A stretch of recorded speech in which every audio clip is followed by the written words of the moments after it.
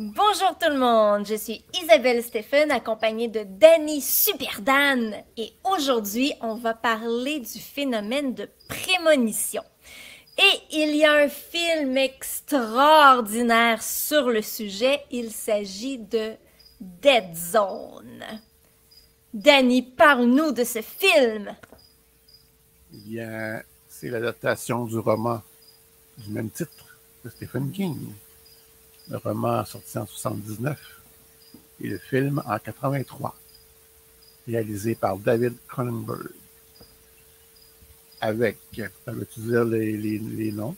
Oui, bien sûr, alors avec le seul, l'unique, l'extraordinaire Christopher Walken. Et ça fait rare de le voir dans un rôle de gentil, ça arrive pas souvent. Mais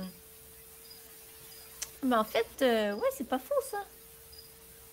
Et il y a aussi Martin Sheen.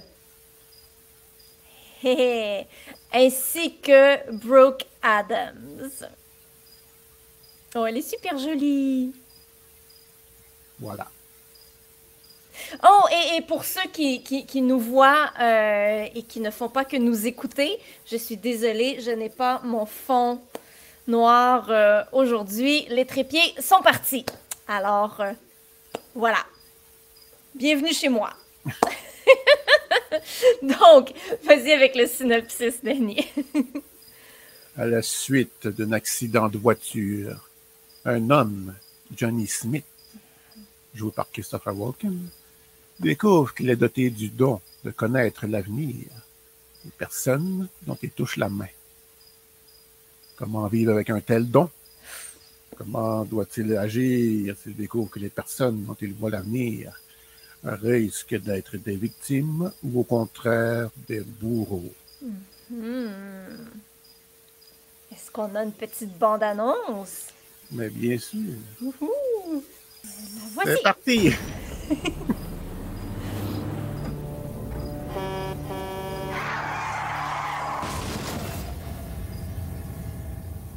You've been in a coma, Johnny. For how long? 5 years. The house is burning. Your daughter's in the house. It's not too late. You're the talk of the town Because I got my head bashed in and I'm still here to talk about it. because you have the power of second sight. I don't know whether it's true or not, these psychic powers of yours. Now, I'm at my wit's end, John. I could use your help. It has to do with these murders we've been having. The Castle Rock killer.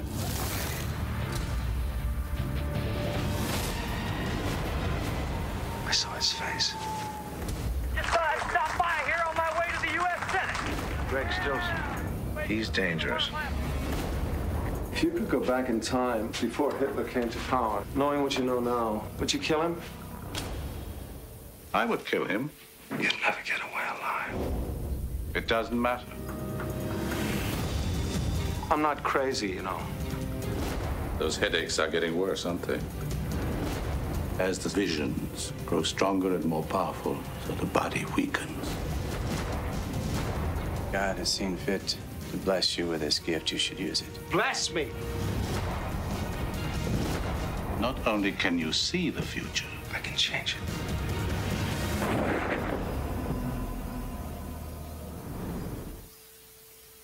Ouh, super bonne la bande-annonce, j'ai adoré. Je pense que c'est une bande-annonce un peu plus récente. Ah, L'original est un petit peu moins dynamique. Ah, ok, parce Il qu'effectivement... durait 2 minutes 23 dans l'original. Ok. Ouais. Ouais, peut-être un petit peu trop intense, un petit peu trop long. Alors, Danny, comment as-tu trouvé le film? Eh bien, pendant des années, je le voyais au club vidéo. Puis je finissais par choisir un autre film. Je sais pas, j'avais peur d'être déçu. Je ne savais pas vraiment c'était quoi l'histoire. Ça me dit, t'avais juste regardé en arrière de la pochette, mais c'est pas, peut-être que c'était écrit en anglais, je sais pas. Là, je recule bien sûr quand je ne connaissais pas grand-chose de l'anglais. Mais je l'ai enfin vu. Ça fait à peu près 8 ans, je dirais. Et je l'ai bien aimé. Christopher Walken, il est parfait dans le rôle. Puis pour un film de 1983, ben, je trouve que c'est un film qui a bien vieilli quand même.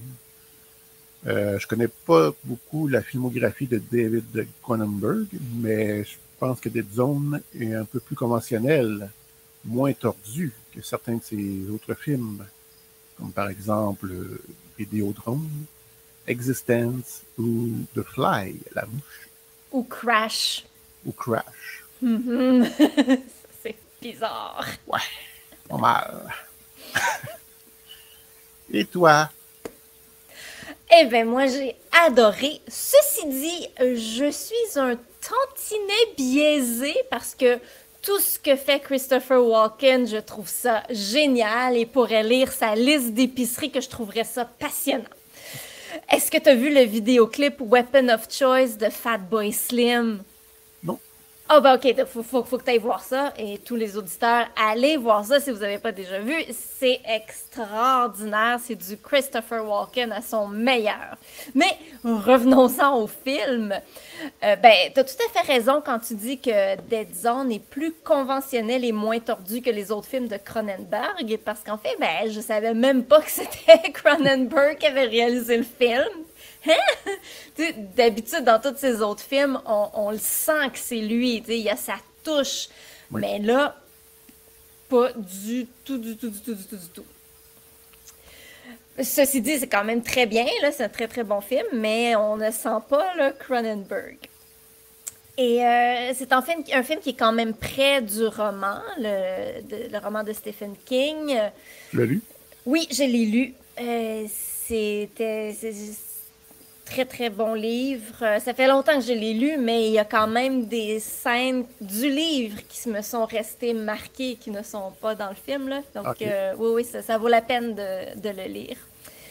Puis, ben, le rythme du film, il est quand même lent, mais en même temps, il n'y a pas beaucoup de longueur.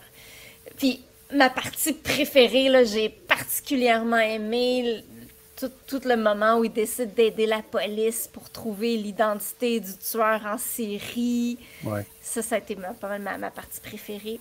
Puis, ben, comme on l'a vu dans la bande-annonce, le film soulève une question philosophique intéressante et importante. Si tu pouvais voyager dans le temps, est-ce que tu tuerais Adolf Hitler? Mm-hmm. Est-ce que tu le tuerais? OK, tu me poses la question. Oui. Je sais pas. J'essaierais de trouver peut-être un moyen de l'empêcher de faire ces choses. Oui, autrement quand tu... Ouais. Ouais, moi aussi, ce serait ça ma réponse. Bref, c'est un film qui, comme tu le disais, a très bien vieilli. La musique est le fun. Ben, c'est smooth, mais c'est bon. Bref, c'est un film à voir. Mais oui. Absolument. Mais puisqu'on parle de prémonition, ce serait quoi ou juste une prémonition? Ben, une prémonition, c'est d'avoir le pressentiment de savoir ce qui va se passer dans le futur. C'est une intuition d'origine inexpliquée, un peu comme une prophétie. Et ça va nous amener à parler de c'est quoi des détectives psy, aussi appelés sensitifs. Oui, parce que dans le film, ben, on voit qu'il y a un policier qui vient voir le personnage, ben, Johnny, le personnage de Christopher Walken, pour lui demander de l'aider à trouver ce tueur en série. Alors, je te laisse la parole. Donc, comment ça fonctionne? Les sensitifs eux-mêmes ne le savent pas vraiment. Certains parlent de médiumnité, genre recevoir les infos par des êtres désincarnés, des guides de l'au-delà. Des anges. Oui. D'autres parlent du akashique. Akashique. Qu'est-ce que c'est ça? J'ai jamais entendu ça. Moi non plus. Un fluide subtil dans lequel la matière baigne et tous les événements arrivés sur Terre, banals ou extraordinaires, ben, ils sont enregistrés dans ce liquide-là. Il y a certaines personnes privilégiées qui ont accès. OK, c'est pas comme l'ectoplasme. Non. Okay. Ça fait très légende des Premières Nations. Genre. Ah, oui, je vois. D'accord. Par contre, La dernière option, je l'adore un peu plus. Je ne peux pas prouver que c'est absolument vrai à 100%, mais quand même. La psychométrie. La mémoire des objets. Une hypothèse selon laquelle les objets enregistrent sous forme de vibrations des événements et des émotions. Le sensitif touche l'objet, un vêtement ayant appartenu à la victime, pour ressentir les vibrations. OK. Juste comme ça, Peter Urkos, qui est un détective psy, aurait inspiré Stephen King pour son personnage de Johnny Smith dans le roman Dead Zone. Ah ben. Et on voit un peu la similitude. Peter a commencé à avoir des visions après une chute parce qu'il travaillait comme peintre de bâtiment. Que c'est quand même moins hot une chute Que de foncer dans une vanne. Oui, c'est ça. Mais ça, c'est... Moins spectaculaire. Je suis un peu confus, par contre, parce qu'avant l'accident de Johnny Smith, il va dans un manège avec sa copine, puis il fait le mal. Oui, il commence... Ouais. S'il y avait quelque chose, mais que c'était pas encore tout à fait développé. Ouais, peut-être l'émotion forte là, du manège fait que ça commence à shaker le cerveau, puis là, l'impact fait que ça le shake comme il faut, puis c'est parti mon kiki. Ouais. Mais évidemment, j'aurais bien d'autres cas que Peter Urkos peut parler, mais toi aussi. Ben moi aussi, oui, moi aussi. Oh my God, parce qu'il y a un cas très connu aux États-Unis où une médium a aidé la police à retrouver le corps d'un enfant disparu. Et je vous raconte, alors c'était en automne 2008 à Orlando, en Floride. La petite Kaylee Anthony, de 4 ans, disparaît. La famille décide de faire appel à la médium Ginette Matachia. Ginette Matachia Lucas pour retrouver leur petite fille. Bon, en plus de la police, là, ils ont quand même fait le 911 avant d'appeler la médium. J'espère. Et ça a été une enquête qui a été très médiatisée. Tout le monde voulait aider à retrouver la petite Kaylee. Et l'animatrice d'une émission d'information de CNN a demandé au public de laisser les professionnels, les médiums et la police faire le travail. C'est pour qu'une animatrice de CNN, qui est une grosse chaîne de télévision sérieuse, mentionne les médiums avec les professionnels et la police, ça veut dire que le travail des médiums est pris au sérieux quand même. Ouais. Alors, Ginette Matachia Lucas a utilisé la méthode de la psychométrie, c'est ta méthode préférée, ainsi que la radiesthésie pour retrouver l'enfant. Donc, la famille lui a remis un toutou avec lequel Casey dormait tout le temps. Elle a tenu le toutou dans sa main, puis avec une carte de la ville, elle a utilisé un pendule pour retrouver l'emplacement de la petite fille. Peut-être que c'est ça, la radiesthésie? Oh, oui, c'est ça. C'est le truc avec le pendule, mais ça peut marcher aussi avec deux bâtons qui se croisent ou une branche en Y. Là. Oui, c'est exactement, c'est ça. Oui, aussi. Plein d'utilité. Donc, Ginette, elle a la carte de la ville sur la table devant elle, puis là, elle promène son pendule sur la carte.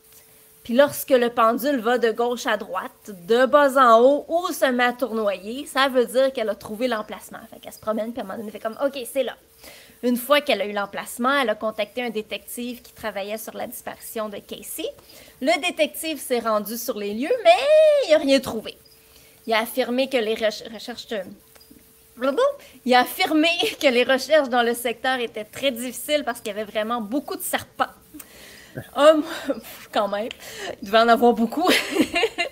Un mois plus tard, des recherches ont été faites dans le secteur et le corps de la petite a été retrouvé pas très loin de l'emplacement donné par Ginette. Aha.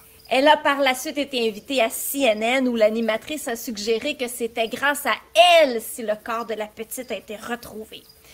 Ginette affirme qu'elle a retrouvé plus de 20 personnes disparues. C'est pas rien. C'est pas rien. Et il y a aussi Sylvia Brown, qui est une médium extrêmement connue et qui a aidé des policiers à enquêter sur des disparitions. Sylvia a écrit des livres, elle a animé un show de radio, elle a souvent passé aux émissions de télé Larry King Live et le Montel Williams Show. Sylvia aurait la capacité de parler avec son guide spirituel du nom de Francine. Et c'est donc grâce à Francine si elle reçoit des informations sur le passé, le présent et même le futur. En tout, elle aurait aidé la police sur 35 cas de disparition. Désolé, Francine, c'est un nom comme un autre. C'est juste que ça fait un peu contraste. Ça fait un peu plus québécois comme nom. Donc... Ben, Ginette, Francine, ouais. Ça fait très québécois, oui. Bon, il y avait probablement une autre prononciation que la mienne, là, mais... Donc, ben, si des médiums aident des policiers, est-ce que ça veut dire qu'ils ont vraiment des pouvoirs paranormaux? Ben, peut-être. Peut-être pas, peut-être. Ben, dans le cas de Sylvia Brown, il y a eu une enquête par un journaliste sur les fameux 35 cas de personnes disparues qu'elle aurait aidé à retrouver. Eh bien, dans 21 des 35 cas, ces informations étaient trop vagues pour être vérifiées. Et dans les 14 autres cas, la famille et les policiers ont dit que ces informations n'avaient pas aidé à retrouver la personne disparue. Même qu'elle s'est trompée, puis pas à peu près, très souvent. Okay. En 1999, elle a dit que Opal Jo Jennings, une petite fille de 6 ans disparue, avait été enlevée et vendue comme esclave au Japon. Plus tard dans l'année, on a retrouvé le corps de la petite Opal, pas très loin de chez elle, aux États-Unis, et l'autopsie a démontré qu'elle était décédée quelques heures après avoir été kidnappée. Ouch! En 2004, elle a dit à la mère d'une adolescente de 16 ans qui était disparue que sa fille était décédée. Finalement, l'adolescente a été retrouvée bien vivante quelques années après. Elle avait été enlevée et retenue captive pendant des années par un homme pas très loin d'où elle avait été vue la dernière fois. Et encore pire, en 2002, elle a affirmé qu'une jeune femme du nom de Linda McClellan avait été enlevée par un homme aux initiales MJ, qu'elle était toujours vivante, qu'elle était en Floride et qu'elle allait être retrouvée saine et sauve bientôt. Peu de temps après, on a retrouvé son cadavre pas très loin de chez elle et c'est son beau-fils qui était le coupable du meurtre. Son beau-fils qui était présent lorsque Sylvia Brown a reçu les informations de son guide, Francine. Ouais. Puis quand un journaliste lui a posé des questions sur toutes les fois où elle s'est trompée, ben elle a répondu qu'il y a juste Dieu qui a toujours raison. Ouf. Ouais. Et Sylvia Brown était tellement populaire qu'à la fin des années 2000, son tarif était de 750 $ US de l'heure pour faire des lectures divinatoires. Ce qui est un petit peu bizarre, puisque elle n'a pas l'air d'avoir un parcours sans faute. Non, mais elle dit que son parcours est sans faute. Faut peut-être poser des questions à d'autres personnes qui ont travaillé avec elle pour voir les fautes. En fait, on se rend compte que c'est les médias qui font en sorte que la population croit que les médiums viennent en aide aux forces de l'ordre pour retrouver des personnes disparues. Bien souvent, c'est les médiums eux-mêmes qui vont parler aux médias.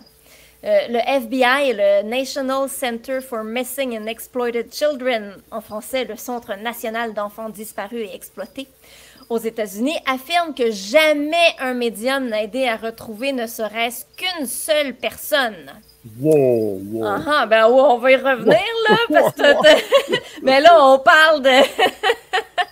du FBI puis le National Center for Missing and Exploited Children. Donc, ceux-là n'auraient jamais... Aucun médium aurait aidé à retrouver qui que ce soit.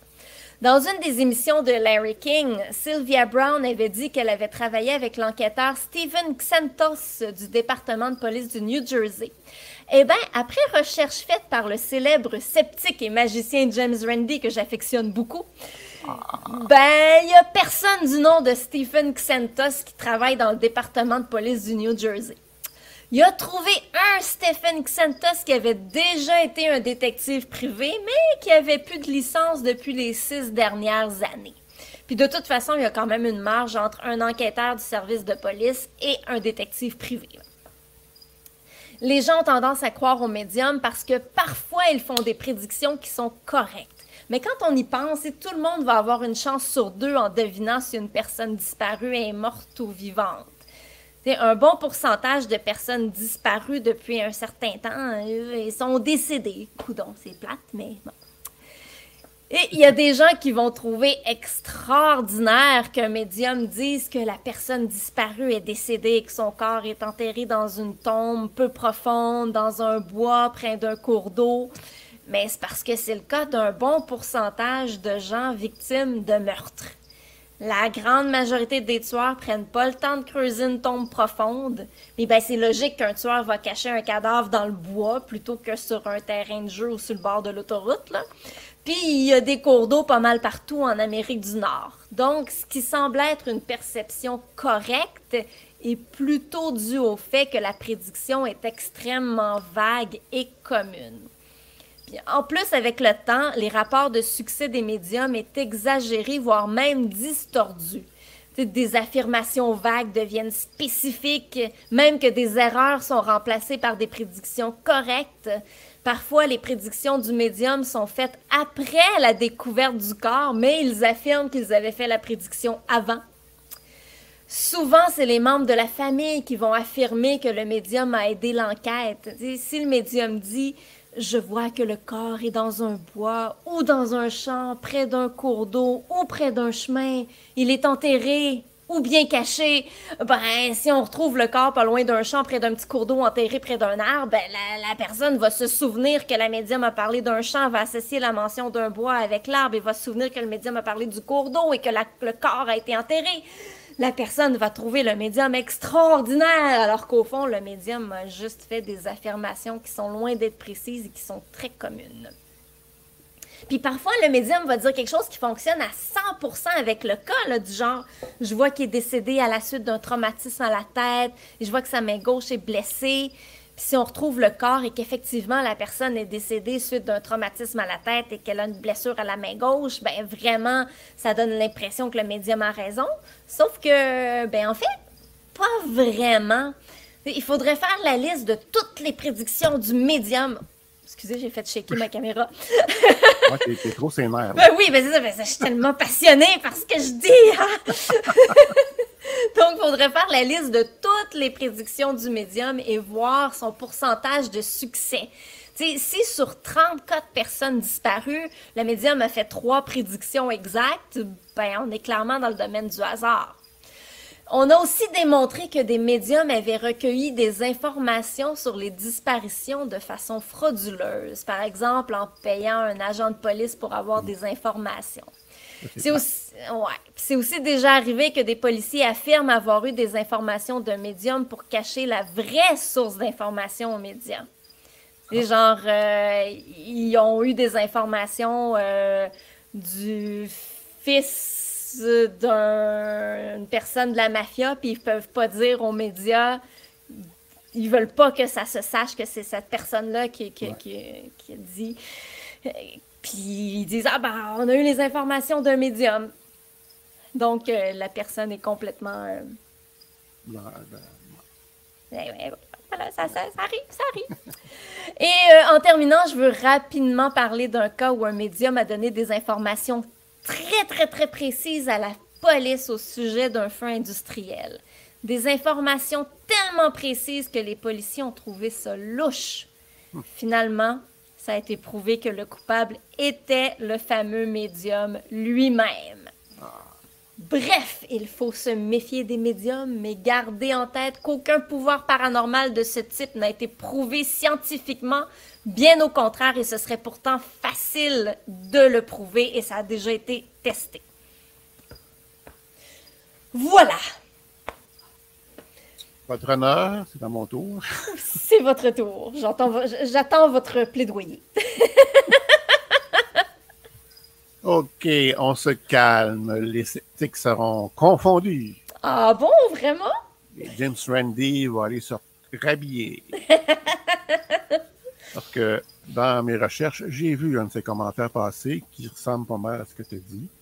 C'est-à-dire qu'en général, les sensitifs, les médiums qui aident la police, ben, à force de dire n'importe quoi, finissent par tomber sur quelque chose, etc. Puis que la plupart du temps, leur information est vague, imprécise. Ouais. Puis effectivement, là, des choses comme trouver un corps près d'un cours d'eau dans le bois. dans une tombe peu profonde, ben, c'est pas mal ça la tendance. Hein? C'est ça. Mais, moi, parce que je vais le dire, là, les cas que je vais dire, je les ai trouvés dans les livres de Christian Page. Ouh! OK, go! Et c'est quand même impressionnant. Puis, vous allez voir, on ne parle pas de cours d'eau dans un bois ici. OK.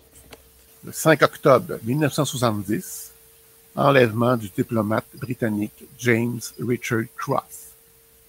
Et 2 jours plus tard, enlèvement de Pierre Laporte, dont le nom du pont, Pierre Laporte à Québec. Oh, j'avais pas fait le lien.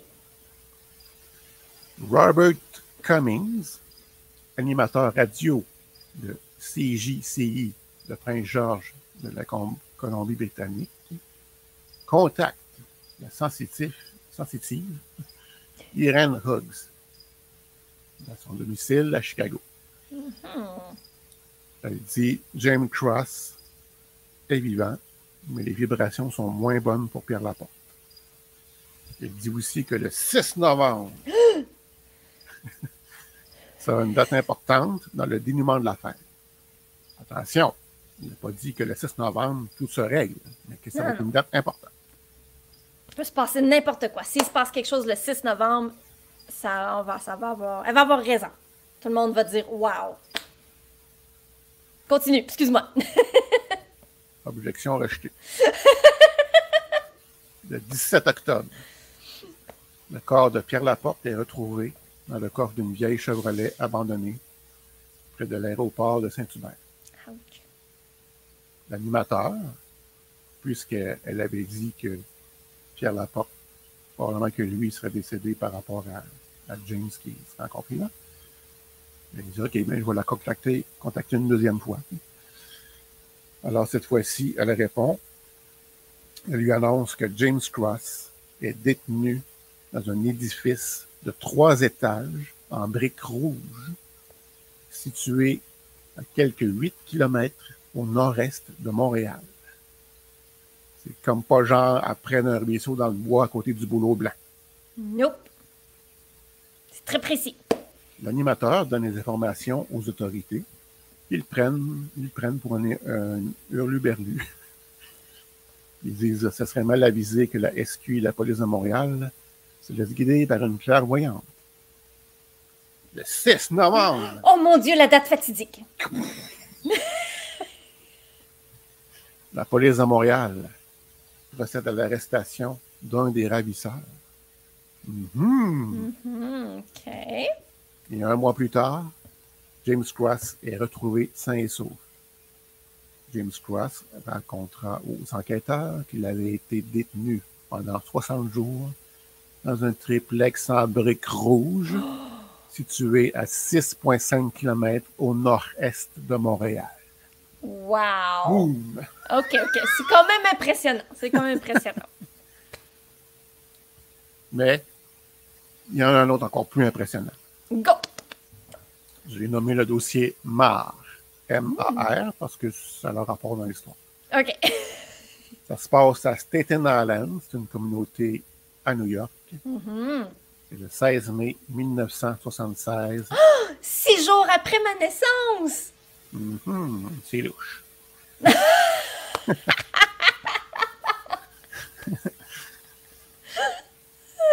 Disparition de Suzanne Jacobson, âgée de 14 ans. La sensitive Dorothy Allison, là, je ne sais pas qui a contacté qui, là, mais en tout cas, de ce que j'en vois, c'est que peut-être qu'elle a vu les nouvelles et qu'elle a décidé d'appeler la police pour dire sa version. Elle a dit à la police que, contrairement à leurs soupçons, ce n'est pas une fugue. Elle a été assassinée. Le corps se trouve près d'un endroit marqué des lettres M-A-R. Mar-a-Lago en Floride, Donald Trump. Non. Non, OK. Bon. Et de cet endroit, on peut voir 2 églises à double clocher, 2 ponts et une voiture carbonisée. Encore une fois, on est loin du ruisseau dans le bois quelque part. Oh, oui, c'est très précis. Sur le coup, les recherches ne mènent nulle part. Et la police, toujours convaincue que c'est une fugue, passe l'affaire à l'escouade des mineurs. 22 mois après la disparition, le 28 mai 1978, 3 jeunes découvrent les restes de Suzanne Jacobson dans un ancien puits desséché. Près d'un rocher marqué des lettres M-A-R. Oh my God! Et de cet endroit, on peut voir 2 églises à double clocher. Pas une avec un puis l'autre double, ou bien juste une avec double. Non. 2 églises, double clocher, 2 ponts et une voiture carbonisée. Boum! 6 semaines plus tard. Ah oui, c'est vrai, j'avais peut-être sauté une. Oui, c'est ça, j'avais oublié une information. De ce qu'elle a dit, les éléments là, que je viens finalement de nommer. Oui. Elle avait dit aussi que l'assassin est bien connu de la victime. Oh, OK. Bon, donc après avoir trouvé le corps, 6 semaines plus tard, la police procède à l'arrestation d'un jeune homme de 18 ans, le petit ami de la victime. Il sera accusé de meurtre prémédité. Donc, selon moi, et là, ce n'était que 2 cas, là, j'en ai plein, la mission aurait pu durer 5 heures. OK. Donc, selon moi, James Randi a tort de mettre tous les sensitifs dans le même panier. Parce que c'est vrai, c'est sûr là, que des charlatans, ou même du monde qui croient avoir un don, mais qui n'en ont pas, ou qui interprètent mal les choses. Mais attends. Oui. Ah ben, Colin, je viens de voir que tu as rajouté quelque chose. Dorothy Allison, là, ben, elle a été accusée par 2 policiers de leur offrir de l'argent pour qu'ils disent aux médias qu'elle les a aidés à résoudre des crimes. Quand même! Aussi, dans le cas de l'assassinat d'un jeune à Atlanta, elle s'est trompée, là, mais vraiment pas à peu près. Là, j'ai pas tous les détails, là, mais j'ai vu l'entrevue d'un policier qui disait qu'elle avait absolument rien apporté à l'enquête. Ben, par contre, pour notre sensitive du FLQ, là, Irene Hughes. Oui, Irene Hughes, elle, tu vois, j'ai rien trouvé sur elle. Fait que peut-être que c'est une vraie de vraie. Peut-être. Je me demande d'où ça sort, cette information. Laquelle? Que Dorothy Allison est accusée. Ah, c'est facile à trouver. Oui, c'est une information, c'est connu, là. Il y a n'importe quoi sur Internet. Ben, c'est parce que moi, je me dis, si quelqu'un a vraiment un don, ben, pourquoi c'est juste des fois que ça marche, puis d'autres fois que ça marche pas? T'sais, pourquoi qu'ils ont... Des fois, ils savent, puis des fois, ils pensent qu'ils savent, mais c'est pas ça? Ben, ça, tout ce qui passe par la tête, c'est un peu difficile à contrôler, je pense. C'est comme un phénomène de poltergeist. On sait qu'il y a plein de cas qu'effectivement, les meubles bougent, les objets lévitent. Ça n'arrive pas quand on veut. Ouais. Mais, ben, tu sais, je pourrais plus comprendre, c'est que pour des cas, ils voient rien. Tu sais, qu'ils font comme, ben, regarde, désolé, je le sais pas, je vois pas. Mais que, tu sais, des cas, ils font, OK, bon, cette personne-là est décédée, est à telle place, elle a été enlevée, rendue au Japon, puis finalement, la personne est morte. Mais c'est comme, ben là, t'avais l'air d'être sûr de ton coup, là. Ouais, ben là, c'est sûr que dans le panier, il y a beaucoup de il y a beaucoup qu'il faut enlever de là. Oui, c'est ça. Donc, Sylvia Brown. et son guide, Francine. Francine, oui. Donc, pour le prochain épisode... Oui, de quoi on parle pour notre prochain épisode? Je pensais qu'on pourrait parler de rêves et cauchemars. OK. Et donc, on pourrait un peu poursuivre dans les rêves prémonitoires. Oui. Rêves éveillés. Oui, les rêves lucides. Rêves cauchemars. Terreur nocturne, peut-être. Oh oui. Paralysie du sommeil. Oh, tout ça, c'est super cool. Mais ça va être quoi? Qu'est-ce qu'on va regarder? Qu'il y a tout ça là-dedans? Il n'y a pas tout ça là-dedans. Mais j'avais pensé soit A Nightmare on Elm Street ou Darkness Falls. OK. Mais Darkness Falls, je le sais déjà que c'est un mauvais film. Bon, ben, un Nightmares on Elm Street, le premier. C'est juste que la scène, oui. C'est juste que la scène d'intro de Darkness Falls est vraiment écœurante. OK. À la limite, t'essaierais de la trouver. OK. Bon. Non, mais qu'est-ce qui arrive, c'est qu'avec Darkness Falls, ça parle de terreur nocturne. Mais autant que la scène, c'est ça, la scène d'ouverture est excellente, puis après ça, ça tombe juste dans des poursuites de policiers versus personnes concernées. OK. Puis à la fin, bon, une grosse finale. Et ça perd beaucoup de cachet. D'accord. Par contre, avec A Nightmare on Elm Street, Les Griffes de la Nuit, 1984. Oui. Wes Craven. Ce qui est intéressant, c'est de savoir de quoi il s'est inspiré. Oh, mais on va en parler dans le prochain épisode. Exactement. Ah ben, j'ai déjà hâte.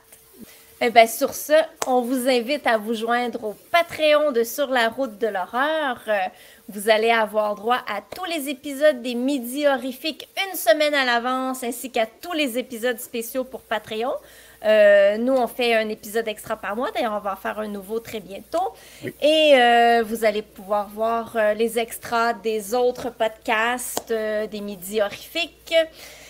Et on vous invite donc à vous abonner sur patreon.com/sur la route de l'horreur. Puis c'est un minimum de 4$ par mois pour avoir accès à tout ça. Ça vaut la peine quand même. $1 par semaine. Ben oui. Et ça aide tout le monde. On est une grosse gang là, sur la route des midis horrifiques. Oui.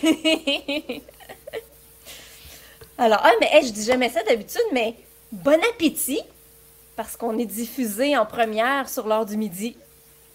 Effectivement. Bon. C'est d'ailleurs pour ça que je le dis souvent quand tu dis des choses très dégueu. Je dis juste dégueu, moi. Voyons. Des choses. Ça peut arriver, j'avoue. Normal avec le sujet qu'on parle. Ben voilà, ça va ensemble. Bon, ben alors, sur ce, on vous souhaite bon appétit. Et d'ici la prochaine fois, soyez sages. Bye! Bye bye.